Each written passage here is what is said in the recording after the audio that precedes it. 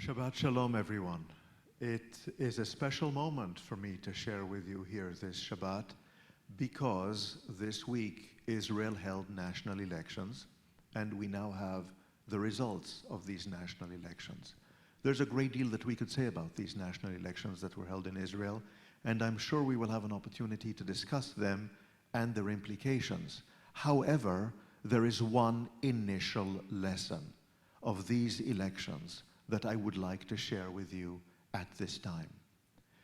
The rate of participation in Israel's national election was a whopping 70%, the highest rate of participation in almost a generation. And the results were close. In terms of the popular vote, the results of these elections were very, very close. And yet, what have we discovered?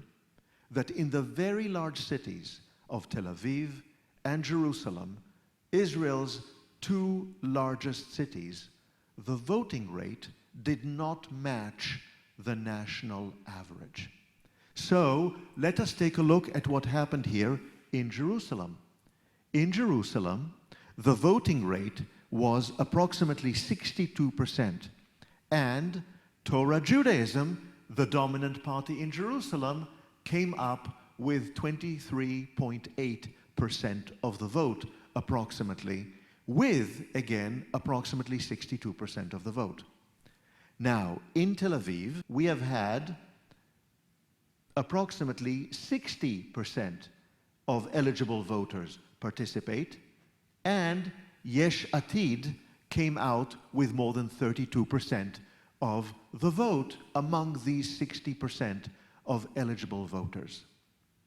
What does this mean? We today know that Benjamin Netanyahu's Likud party and its partners will form the next coalition government in Israel with a decisive 65-seat majority out of the 120-seat Knesset Israeli parliament. The current government is led by Yair Lapid's Yesh Atid party. Had 2% of voters more participated in these elections in the Tel Aviv area, and had voting patterns been the same, the results of the elections would be different. Why am I sharing this insight with you? Because voting matters, and because participation in elections makes a difference. At this moment, I would like to urge you, your friends, your relatives, your neighbors, your colleagues, to go out and vote in our midterm elections that will take place very shortly.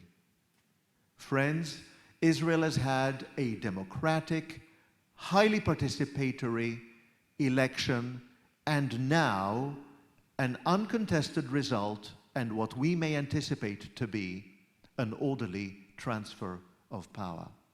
May our elections be smooth. May they rise to our values, to our ideals of the kind of country we wish to be. And may we experience an orderly transfer of power following this coming election and any coming election in the future.